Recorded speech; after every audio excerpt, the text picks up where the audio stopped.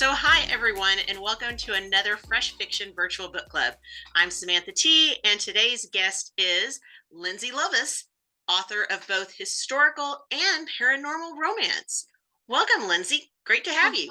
thank you so much for having me. I'm really excited. Well, Lindsay, I have to admit, this is a new book, Yes. your first one, right, that you've Yes. gotten published. So, give us a brief intro about yourself. Tell us about who you are and how did you really first get started writing? Sure. Yeah. So I'm Lindsay. I'm originally from New England. I'm from Maine, actually. And I have been, but now I live in New York. And I have been writing for a really long time. And it took me a really long time to get an agent. And thankfully, once I got an agent, things happened pretty quickly for me. And so Never Blow a Kiss is my debut historical romance novel. And it came out in January. And there are two more in the series so far, which I'm excited about, that Forever bought. And I have another book coming out in September that's my first paranormal romance that you mentioned. So it's been a long journey, but a really exciting one. I love the idea of this series. Thank So, with Never Blow a Kiss being the first one, but it's part of the Secret Society of Governess Spies. The I'm mouthful. always up for any kind of secret society, but having this be something started by a vigilante, essentially the Dove, Yes. it's just, it has all the different elements of a romance. The murder mystery aspect, the sexy blowing a kiss that starts things off. It has all those fun elements. Thank you for saying that. Thank you. What was the inspiration behind it? So I had been writing for a long time, and I had written, a lot of books that didn't really go anywhere. And one day I was thinking, like, I read historical romance all the time. Why have I never thought to write one? And so I said, you know what? I'm going to write a historical romance. I'm going to write something that I spend a lot of time reading. And I was actually in the shower because that's where all the best thoughts come. Of course, And yes. yeah, of course. Um, I was just thinking about all the stories that we've probably never heard in history because they're women's stories. And I just like was thinking, what if there had been a secret society of women like holding London together or holding people accountable or doing all these amazing, extraordinary things, but we never heard about it because they didn't write history. And then I was thinking, well, how would they get this information? And then, I thought of governesses, and that's how the idea was born, that the governesses are spying on the 10 to hold them accountable because they are so wealthy and can get away with whatever they want. So, And I love how Emily has this backstory also of being that con woman thief, and yet now she's being able to put those skills to such good use in the spying element and bringing kind of like the comeuppance on a lot of this. What was that like in writing that type of character where she has all these other types of quirks and those what I would think are fun elements? oh, thank you. It was fun. When I was developing the story, I wanted to, like I love like the titled books and like the Dukes and the Viscounts, like everyone else. But I wanted to see if I could write a book with someone who wasn't nobility and see if I could still kind of bring her into that world of glamour and glitz and balls and things like that. And it was really fun writing her, even with her flaws, because it was fun finding ways for Zach to accept those flaws that were, I guess they're not always flaws, but flaws that maybe to nobility, but actually ended up helping her were assets. So I enjoyed doing that. And she's way braver than I am. She's cooler than I am. Well, and that's one of the things we always love about the books is right is to see those aspects of the characters that we can relate to and picture ourselves immersed in those stories. Yeah, definitely. Now, this is one of the things, since you said, well, we know this is your debut historical novel, but also, it's never an overnight success. And you said, right, it took a while to get to this point, and you decided, hey, well, since I enjoy historical romance, let me give a try writing it. So can you tell us a little bit about that previous journey, which, I mean, it was several years, several books written. What was it that kept you going during that time? And then with the transition to historical? Yeah, sure. So like I said, I've been writing ever since I was old enough to hold a pen. I was that nerdy kid who asked for notebooks for her birthday. So I was always writing, but I was not very good at finishing stories. I would start stories because that's like when you're so excited, but it was like couldn't always finish them. And then about 12 years ago or so, I decided like I'm going to do this. And I wrote my first book, and it was pretty bad. My first romance, it was a romantic suspense because I kind of cut my teeth on that. Like, my mom has a lot of romances. So I was also like that classic stealing her romances, reading at night. And so this was like the era of like a lot of romantic suspense. And so that was my first book. But I didn't understand really the whole publishing process, getting an agent, things like that. That took a really long time for me to figure out. And then I was just rejected a lot. It's never like a flattering thing to say, but and so I tried like YA, writing young adult, but my love is romance. And so I just kept doing it, but I'm not gonna lie, there were definitely times when I was like, why am I spending every spare minute? Why am I waking up early to write when I'm not being successful? Why am I writing 10 minutes on my lunch break when no one's ever going to read this? So there's definitely doubt, but um, I love doing it. So it also brought me joy, whether I was successful or not.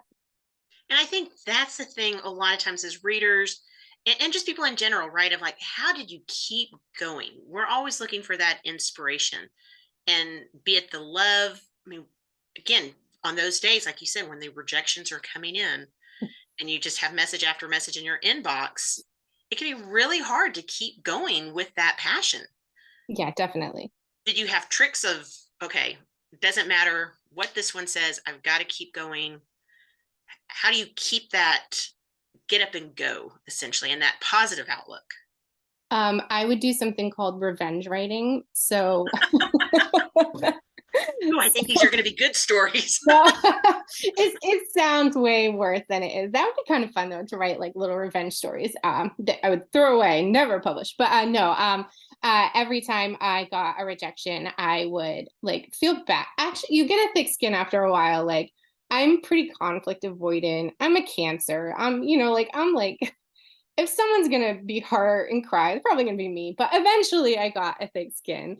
And I would be like, all right, yeah, another rejection. But also every time I got to the point where when I got a rejection, I would sit down and be like, I'm gonna start a new story, or like I'm gonna like keep going. And so I would write anyway. That was what I meant by revenge writing.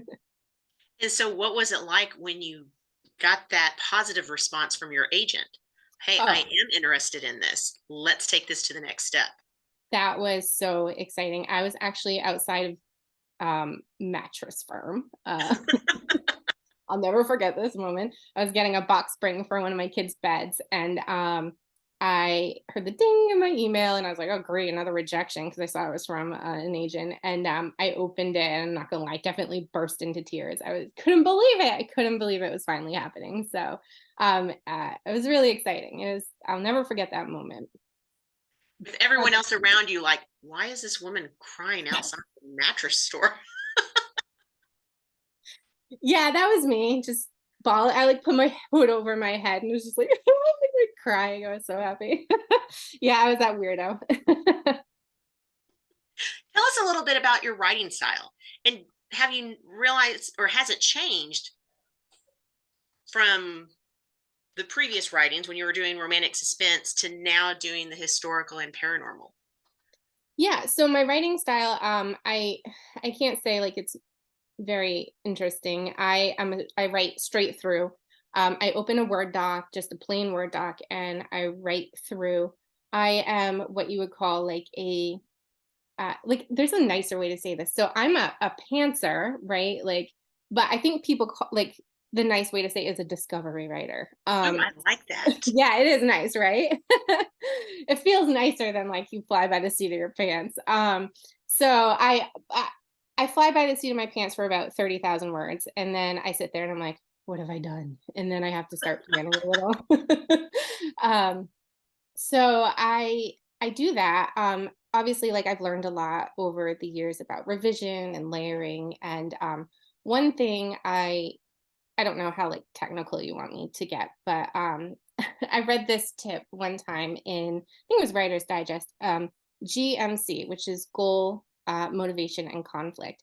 And so once I have discovered my characters, I like to sit down and do internal and external goal, motivation, and conflict for them. So externally, what is Emily's goal in this book? And that's to live a safe life. But internally, what's her goal? And that's to redeem herself. And so I like to go through that to kind of make sure that my characters are in alignment. Everything is there. Mhm. Yeah. And so little tips like that I've incorporated into my work over the years. Historical obviously requires a lot more research than like paranormal. Paranormal, I had to make sure that my world that I was creating is consistent. Mhm. But historical is a whole different, ball game. And readers, they really love, historical, but they're also will notice if you mess up. Not only notice, but then they start following up with you of, well, you put this down, but in reality, this is what happened.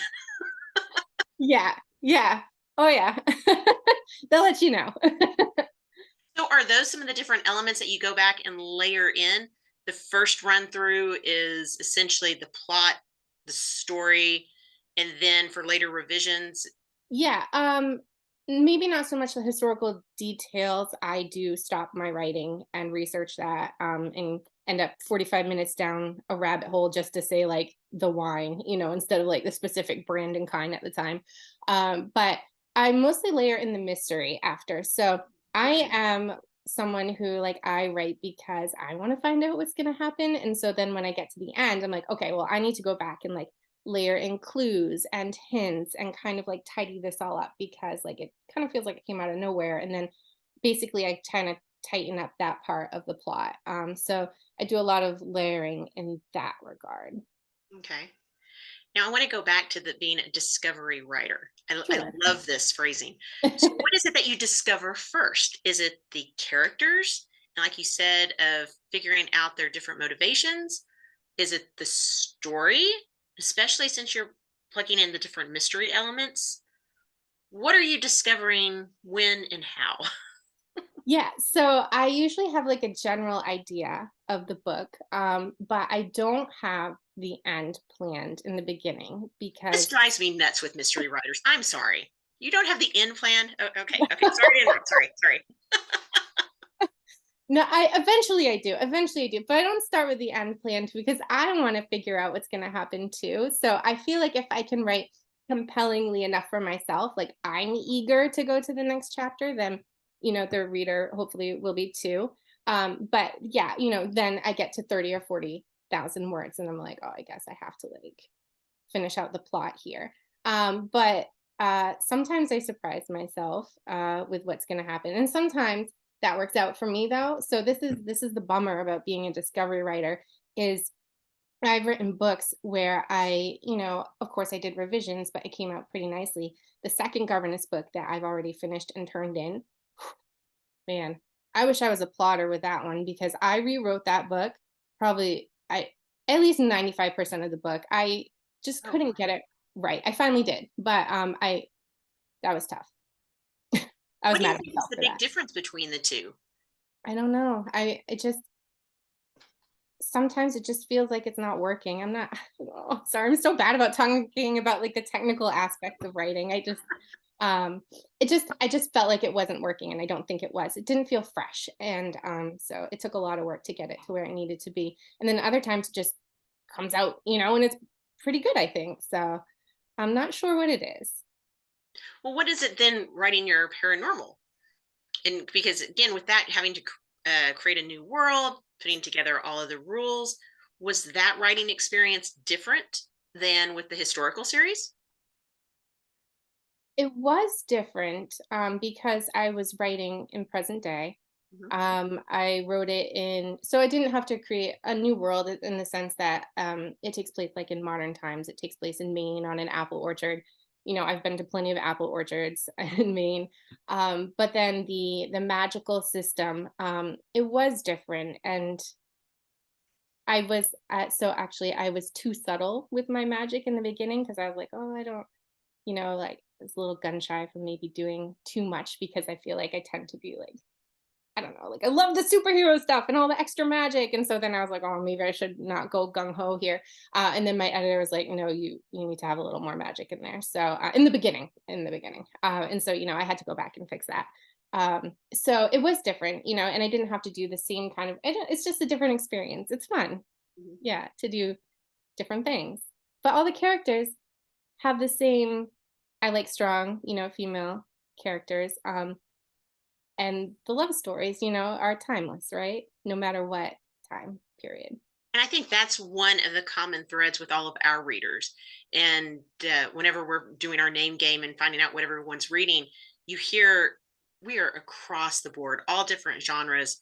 But again, it's that love story, right? Yes. We're looking for the strong story, the strong characters, and that could be in a historical, paranormal, romantic suspense. It's those key glue elements that we just keep coming back to over and over. And if we can find writers that write well in one genre, we love it when they flip over into another genre also. Right, like Jane and Prince, right? I actually Oh, watched your yes. interview with her, and I grew up reading her because of course, she was on my mom's shelves, and yeah, she was every subgenre there was, right? Yeah, my mind was blown when I first realized that was she was the same person for all of these different genres. I'm like, oh wow, okay. No, me too. My mom had to tell me. I was like, "What? She's the same person?" Well, what about being a reader? How do you think that has been an impact in also now being a writer? Oh, it's hugely influenced me. Hugely. I mean, I love reading. I've been devouring books for as long. I can sit there and tune out everyone in the room and they'll say my name multiple times and I don't hear you because I'm reading. And I always have been and I always will be. I just spend like a really gross amount of money buying books today. So like I can't stop myself. And it's almost like a process of osmosis. When you are a reader, you kind of learn those plot devices and like you learn through reading. It's really just so important, I think, to be a writer who reads. Um, and I can't say I've read many craft books, but I learned most of what I have learned as a writer from reading, from being a reader and seeing it done beautifully by so many writers out there. Mhm. And I think that makes a huge difference with as to what do you like and how do you then incorporate those same elements in your writing or what you want to do differently. Like, hey, Right. I like how they did this, but I want to put my own spin. With all of that, what about like just your non-writing life? I mean, because you pursued a BA in English and Yes. then also with teaching. How do you think that's impacted and played a part in your writing? Or do you think that's still so separate because they're not really highlighting a lot of romance writing usually in English class? I don't know, doesn't that just make you mad? I feel like it's so looked down on. I could go on a whole tangent about that. But yeah, so I'm not sure that my English, I mean, I got to read some classics. One, I think I liked learning more about like philosophy and how to think out of bounds. And I think in a way that might have helped my writing more than reading Mm, um, some classics. My teaching, I think, really just gave me life experience. I taught I've actually there was so when I was growing up, there was a book series I loved that took place in Australia. And I was like, "Ah, I want to visit Australia someday." And when I was getting my master's in teaching, I had the opportunity to do some of my student teaching in Australia. oh, And wow. so, yeah, and so it kind of like my worlds kind of collided a little bit. And so I got to teach there. And then when I came back, I taught in Maine and then in the Bronx. And so I think the experience of just meeting so many different people across the world and from, I had students from, all over the place. And so I think in a way, all of those life experiences kind of impact your writing. But I wouldn't say that romance specifically, because like you said, um, maybe it's not as respected as it should be. Like you said, that can be a whole other series, much less a segment on things. Yeah, it really could be. So, in going to all those different places and getting different inspiration, are those things that, again, as you are creating storylines and characters, do they pop up with you? Do you make notes of, hey, this is something that I want to eventually include in a book, or here's an element of the paranormal world building that I want to make sure that I'm capturing later? How are you building kind of a Bible with these two different worlds? Yeah, I think it's just drawing on experience. And so for Never Blow a Kiss, I talk a lot about class differences. She comes from poor beginnings, and so does Zach, who is the main male character. And um, that is from where I grew up. I grew up in rural Maine, and a lot of kids that went to my high school didn't have a lot. And so, I got to like my best friends, like you go over it. Yeah. You get to see things and that you remember how that feels for people or how it felt for you seeing that happen. And you remember how it felt to like for certain things, and you incorporate that in and it makes it, I think, genuine. Because it's something that you have seen firsthand or experienced firsthand. For my paranormal romance, I grew up in Maine, and there's a very specific like Maine culture. I don't know if anyone here is from Maine or has been to Maine, but We have um, a few, yes. what'd you say? We have a few, yes. Oh, good. And so I have an apple farm there that we would visit every year, and so I incorporated just those memories and those feelings and like when I was growing up, the parties and like the college parties, how that would happen. And so like, you just pull on those experiences and incorporate them in as authentic a ways that you can. But I don't sit in park benches and write down other people's conversation to use later, although that would be pretty fun probably. We have an app for that now. Yeah, Well, Lindsay, I want to switch over to what we call our fresh fiction facts. sure. These are a series of off the wall type questions, hopefully, something that comes to the top of your mind. Okay. Not really meant to stump you. Okay. So we'll start off with a fairly easy one. Okay. Who would you most like to be stuck in an elevator with? Oh, um,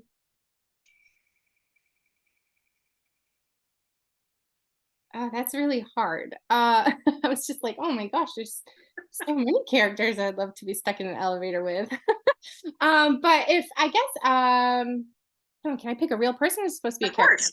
It could Oh, be a character, it could be a real person, alive, dead. okay. Free I'm reign. gonna pick Ella Montgomery then. Because she wrote, I when I was growing up, the Emily of New Moon series was my favorite, and I think it would just be so cool to sit down and like harass her into answering my questions. Classic books, classic. Yeah, I love them. What is your favorite writing fuel?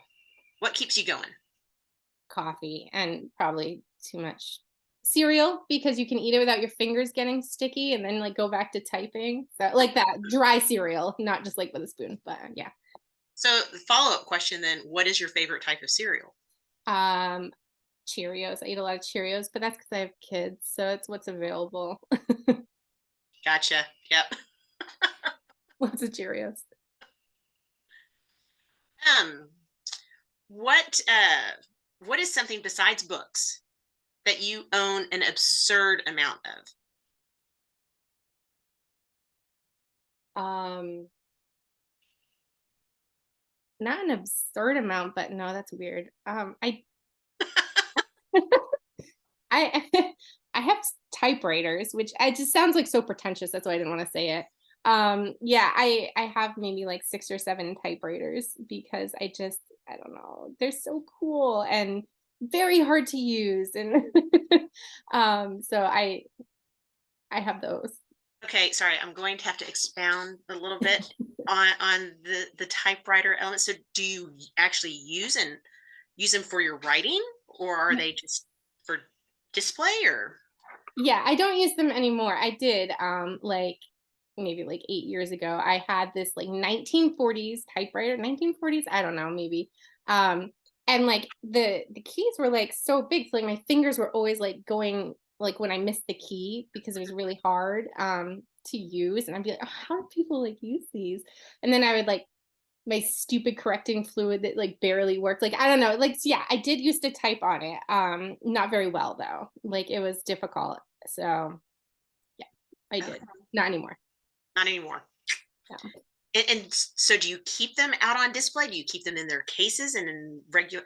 And part of this is okay. So I admit I was on the typing team in high school. Nice. We actually had to type on real typewriters, even though I learned on a computer. So it was like I was always getting in trouble because I'd hit that delete and backspace. And my teacher, Miss Cook, was like, "You can't do that in typing."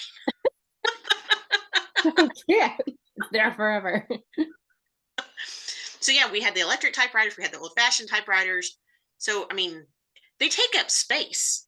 They do, and they're so heavy, right? Yeah, no, so now I someday I hope to have, like, my own office. Right now, I'm just kinda, like, writing wherever in my bedroom, wherever, so they are packed away right now, but someday I hope to have them out like a pretentious writer and have them out. But, no, it's just because I think they're really cool. Awesome. Okay, what do you consider to be your ideal paradise?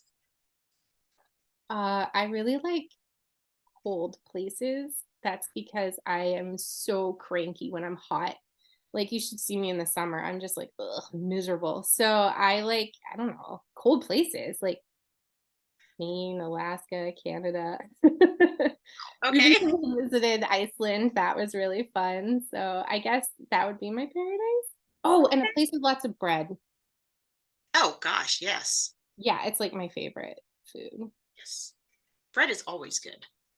I'm a breadaholic. Like, I just love it so much. Like, any kind of bread. Um, okay, so what is your most dog-eared or reread book? The one you That keep going back to. that would be the Emily Newman books.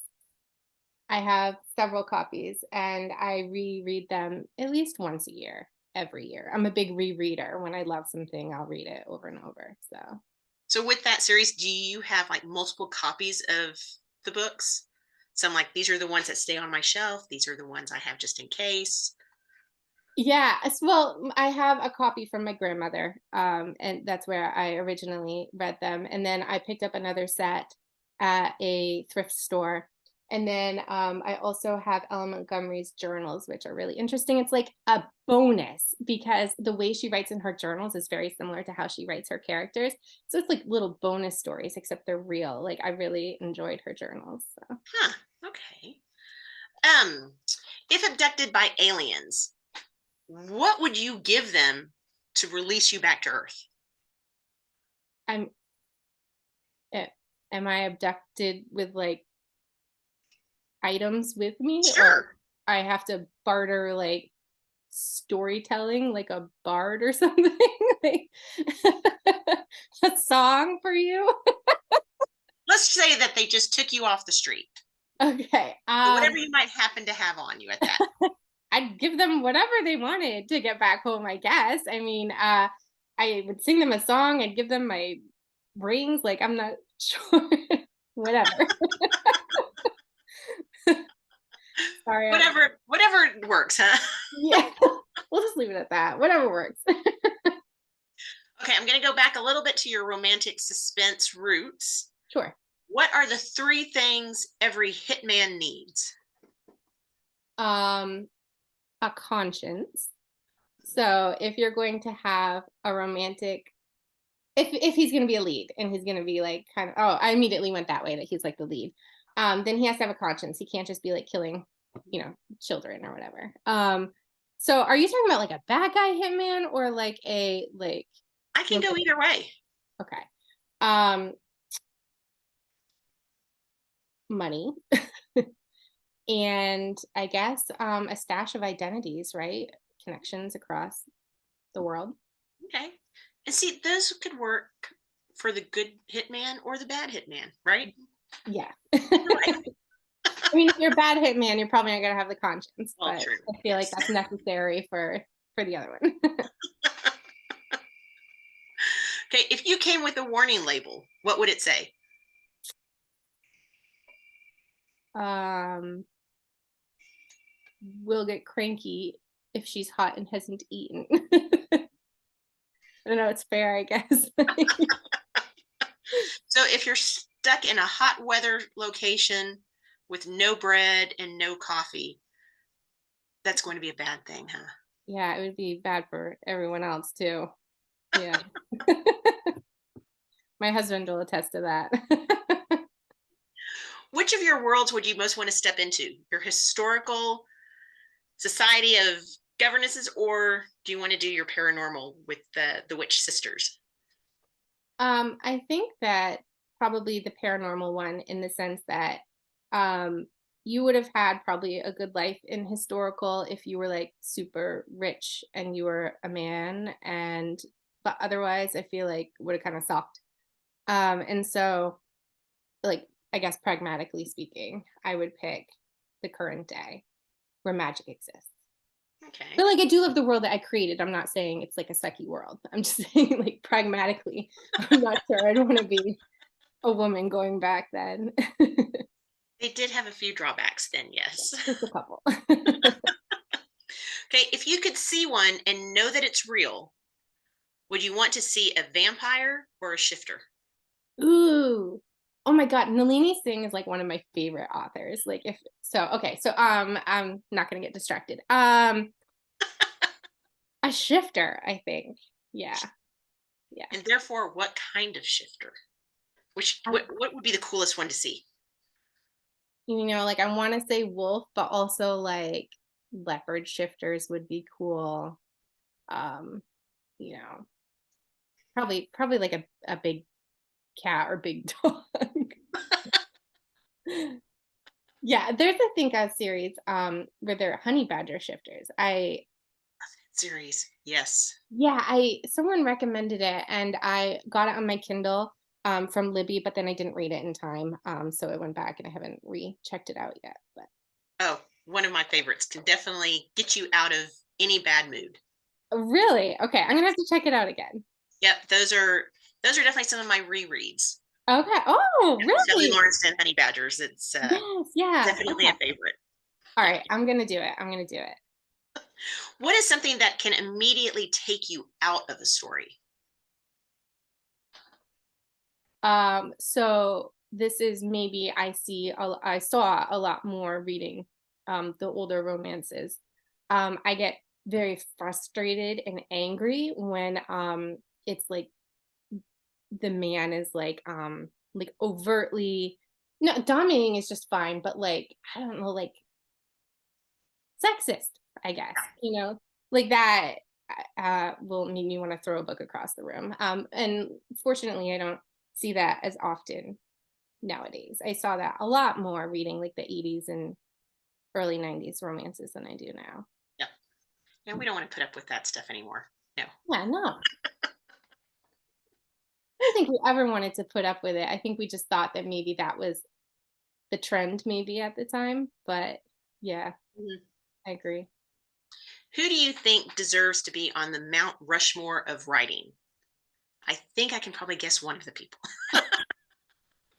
Yes, yes. Ellen Montgomery. Um, And again, living or dead.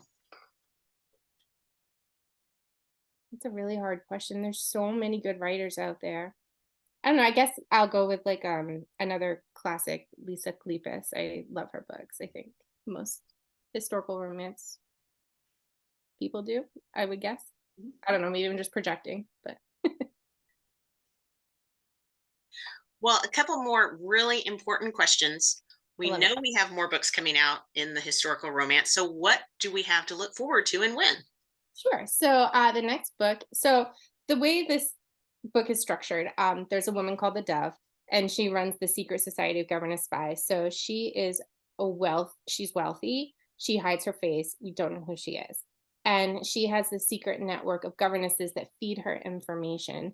And then she disperses it to the fledgling police, which just started at that time in 1838. It was about 2 years old and not very successful. And so she has a vested interest in seeing everyone, even especially the 10, being held accountable for their crimes. And we don't know why yet.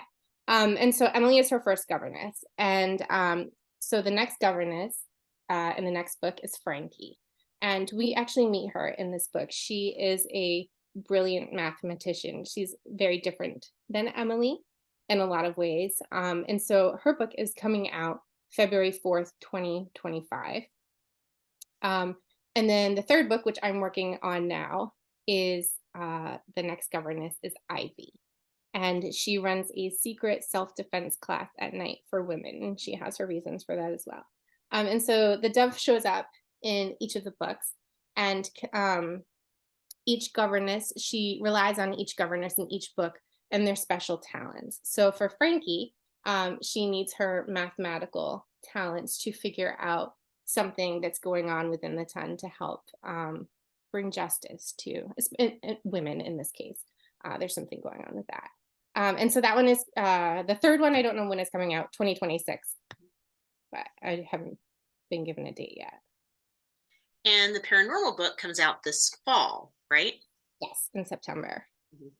September 17th. And so, with all of that, where is the best place for our readers to keep in touch with you, keep track of what's going on, and just find out all sorts of information? Sure. I have a website, lindsaylovise.com, and I have a newsletter that I send out very infrequently. I really only send it out for like cover reveals. I send to my newsletter subscribers before it's posted on any social media. And then like when the book comes out and if there's like a special deal or something. So I've sent out like 3, I think, ever. So don't expect regular communication, sorry. But I would love if you signed up. I really would. And then I'm pretty active on Instagram and my handle is just at Lindsay Lovise. Great. Well, Lindsay, thanks so much for joining us tonight. Stick around for the happy hour with our readers. Yeah, thank you so much.